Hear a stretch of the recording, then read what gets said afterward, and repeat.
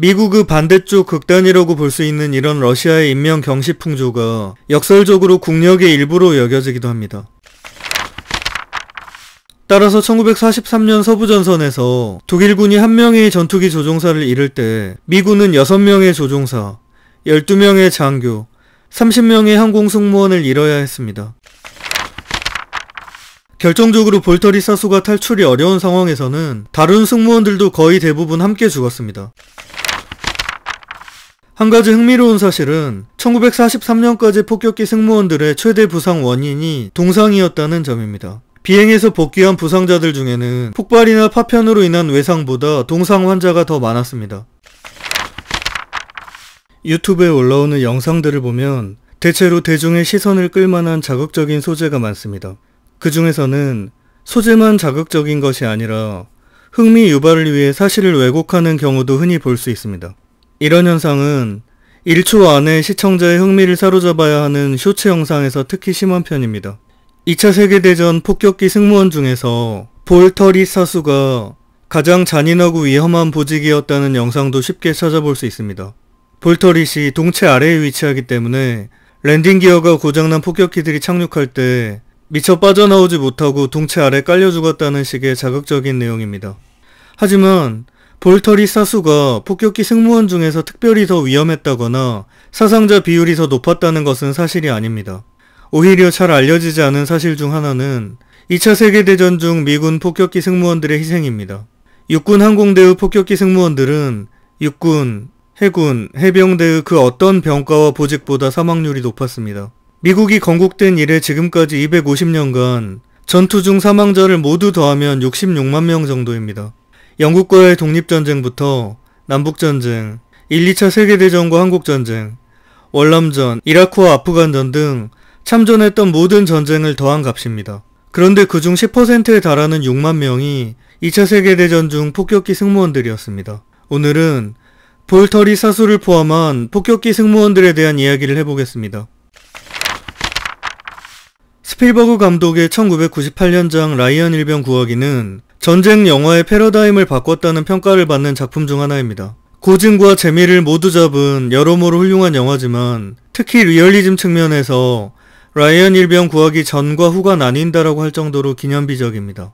영화는 노르망디 상륙작전 당일 오마하 해변을 보여주면서 시작합니다. 해안 언덕 위에서 사격하는 독일군 벙커와 기관총을 앞에 두고 상륙 중인 미군들이 다양하게 죽어나가는 장면이 30분 동안 이어집니다. 이 영화를 본 참전 용사들은 냄새를 빼면 당일의 기억과 똑같았다라는 평가를 할 정도였고 보기만 해도 당시 미군의 암담한 심정에 감정이입하기 충분했습니다. 그 전까지 전쟁 영화들이 총에 맞고 쓰러지는 정도의 묘사였던 반면에 이 영화는 팔다리가 떨어져 나가고 창자가 튀어나오는 리얼한 묘사로 이후 전쟁 영화들에 큰 영향을 줬습니다. 당시는 멀티플렉스가 등장하기 전이었고 서울대 입구역 앞에 한참 전에 없어진 티파니 극장이라는 작은 영화관에서 너무나 몰입해서 봤던 기억이 생생합니다.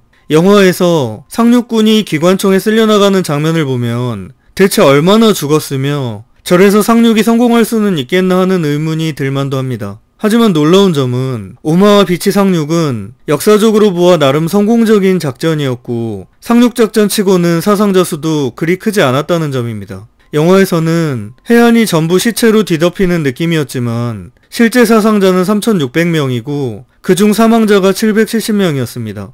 해군 사상자는 500명, 공군 사상자는 10명에 불과했습니다. 인명을 경시하는 것은 아니지만 오마하 해변에 하루 동안 34,000명이 넘는 연합군이 상륙한 것을 감안한다면 그리고 다른 전쟁들의 사상자 숫자들과 비교해 그다지 처절한 느낌은 들지 않습니다. 노르망디 상륙작전 전체를 확대해보면 1944년 6월 6일을 전후한 며칠간 연합군의 전체 사상자는 1만 명, 그중 사망자가 4,000명 정도였습니다. 상륙작전 이후 2달간 그러니까 1944년 6월 초부터 8월 말까지 서부전선에서 연합군의 전체 사망자는 2만 명 정도였습니다.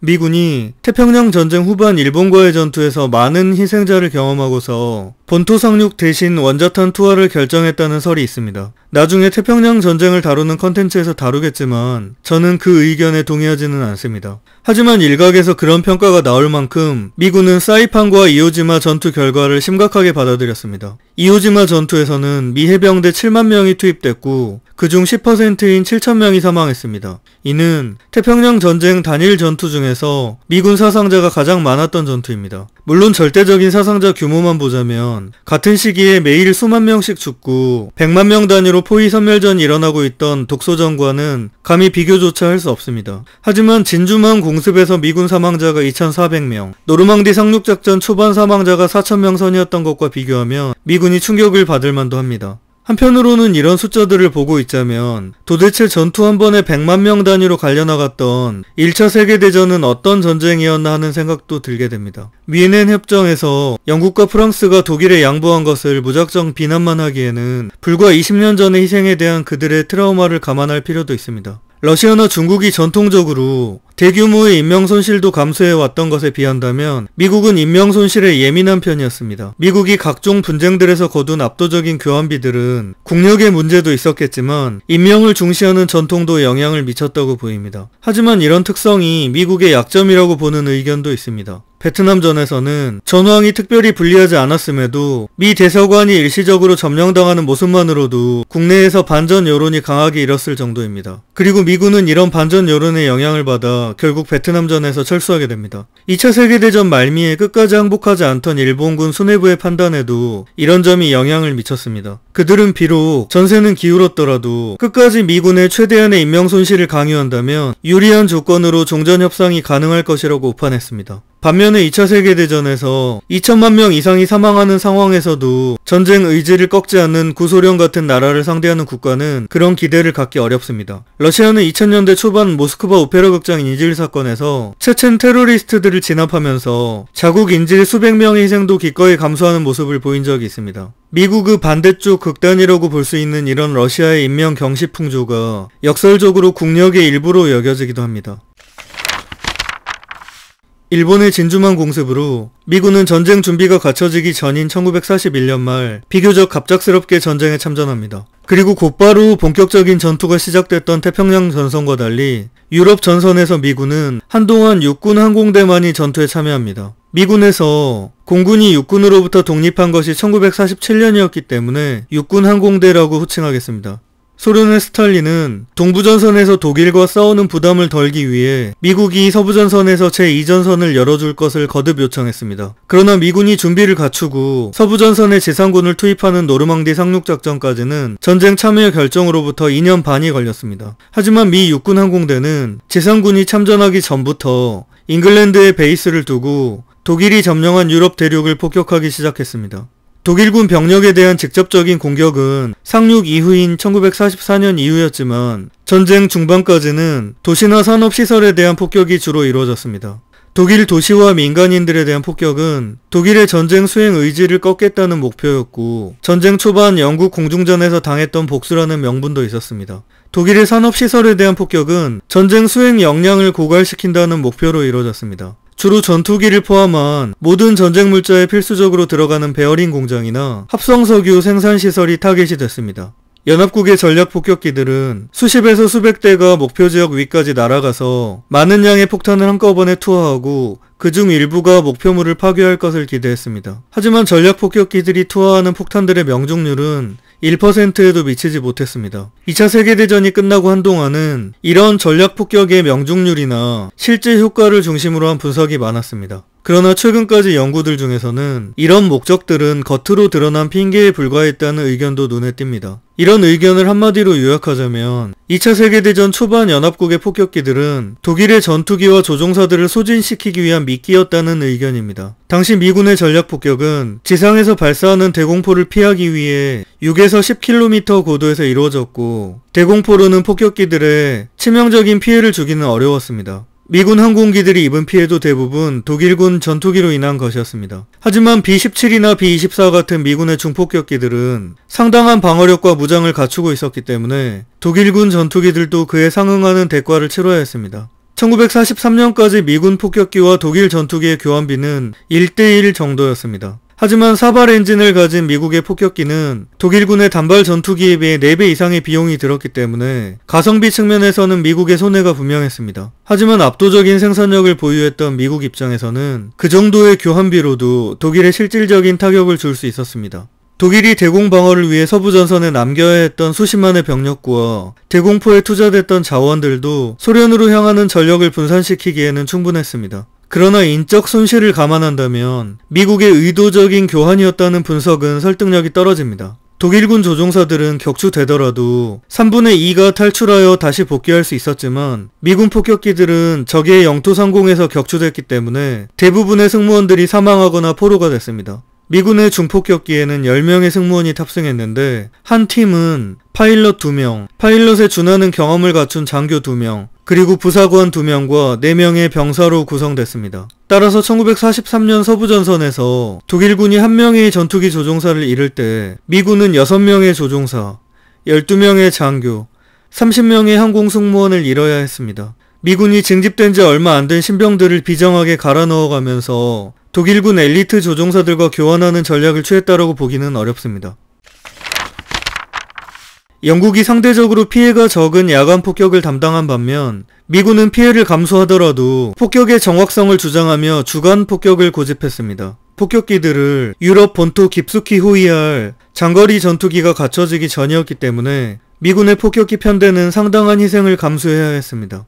전쟁 기간 중 전체 13만 명의 폭격기 승무원 중에서 절반가량인 6만 명이 사망하고 1만 명이 부상, 1만 명이 독일 영토에 떨어져 포로가 됐습니다. 추락이 곧 사망으로 이어지는 공중전의 특성 때문에 육상 전투들에 비해 부상자 비율이 낮고 사망률이 압도적으로 높았습니다. 사실 이것도 전쟁이 유리해지면서 사상자가 거의 나오지 않게 된 전쟁 후반을 모두 포함한 평균이다 보니 데미지가 희석된 숫자입니다. 가장 피해가 컸던 1943년을 기준으로는 폭격기에 배치받은 미군들은 60%가 격추당했고 포로가 된 일부를 제외한 대부분이 사망했습니다.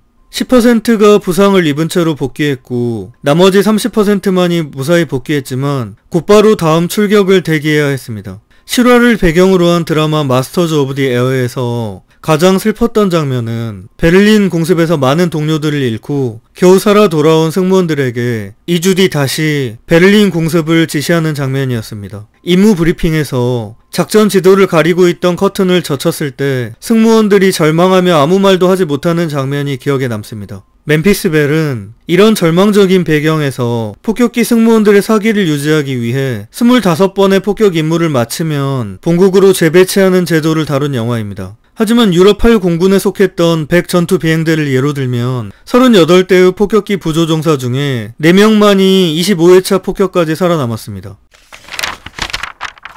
2차 세계대전 폭격기들을 보면 기체마다 차이는 있지만 동체의 여러 개의 기관총들이 달린 것을 볼 수 있습니다. 적 전투기로부터 방어를 위해 여러 방향으로 발사할 수 있도록 한 기관총들인데 이런 총좌들을 통칭하여 터릿이라고 부릅니다. 폭격기 치고는 비교적 작은 편인 2, 3인승 뇌격기나 급강화 폭격기들에는 후방을 방어하기 위한 기관총 한두 정 정도가 설치됐습니다. 미군의 사발 중폭격기들에는 10문에서 12문 사이의 기관총들이 전방과 후방, 위와 아래, 좌우 양옆으로 6군데에 나누어 설치됐습니다. 각각의 터릿에는 한두 정의 12.7mm 기관총과 함께 한 명씩 전담 기관총 사수가 배치됐습니다. 파일럿 2명과 항법사, 통신수까지 4명을 제외한 나머지 6명의 승무원이 각각 하나씩의 터릿을 맡았습니다. 2차 세계대전 후반에는 여러 총좌들을 통합해서 자동으로 조준하고 발사할 수 있도록 한 B-29가 등장하기도 했지만 그 전까지 터릿 하나를 한 명의 승무원이 전담하는 것이 일반적이었습니다.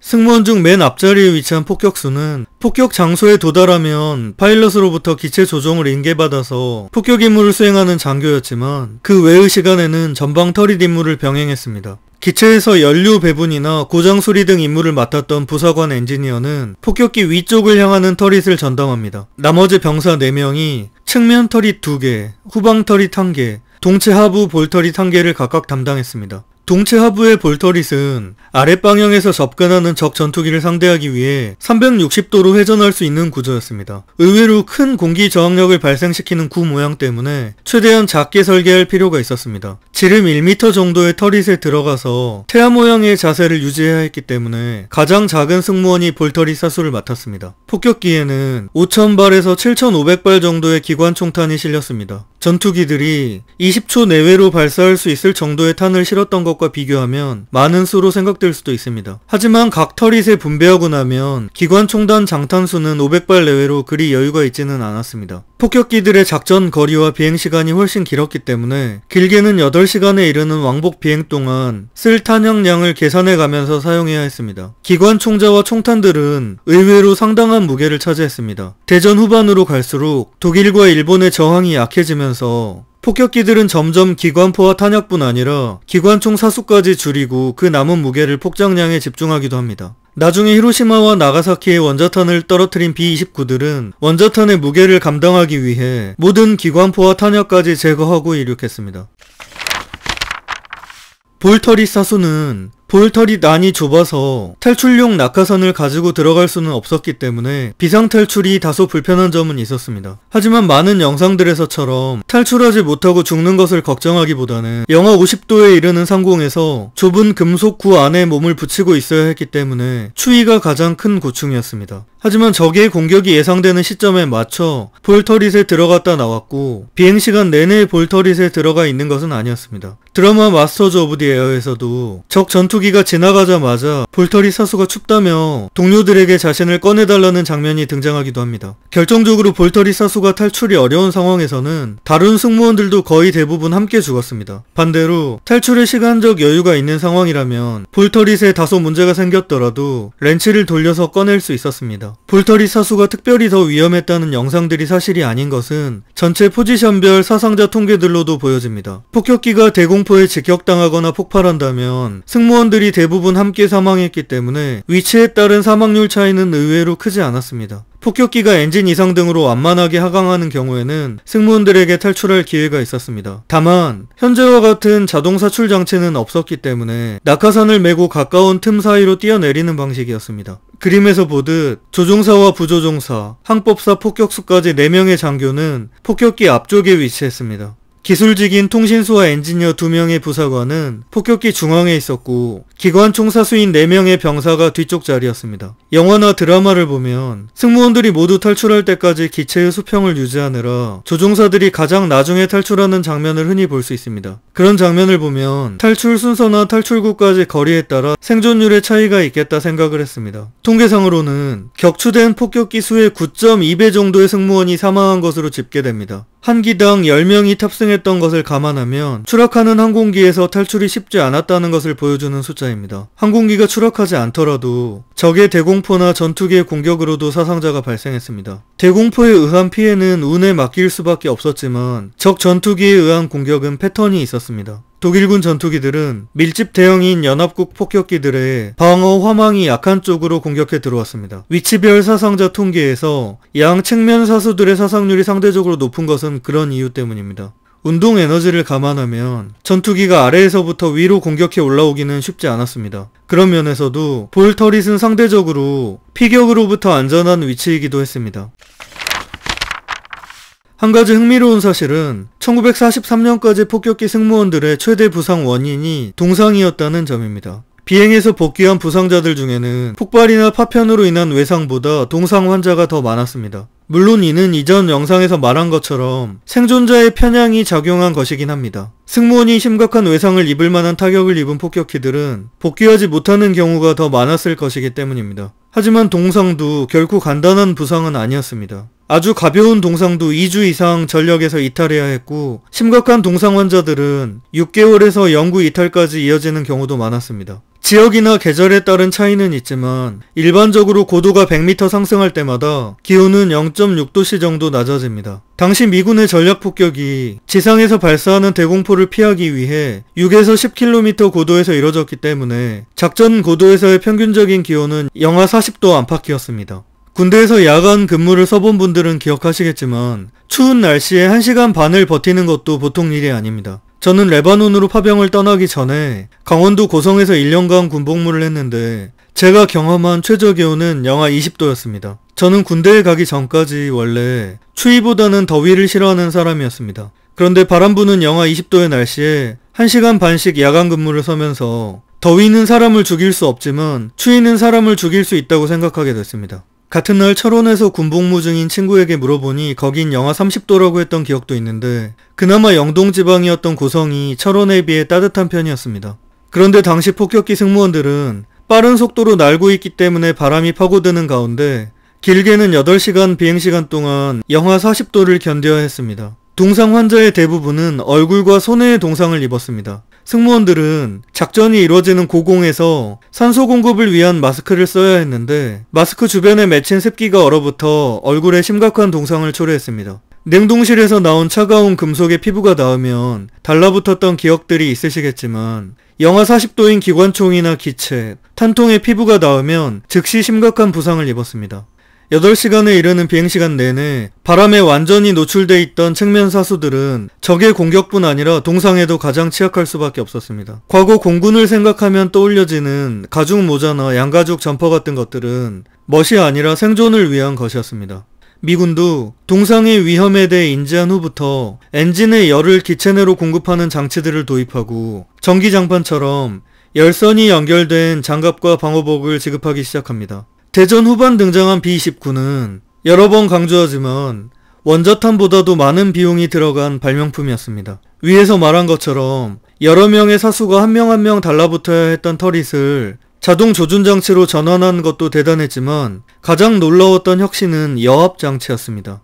여압 장치는 기체 내부와 외부를 완전히 분리하고 산소 공급과 난방이 될 수 있도록 한 장치였습니다. 이 장치는 B-29를 만든 보잉사가 전쟁이 끝나고 나서 여객기를 만드는 데도 큰 영향을 미칩니다.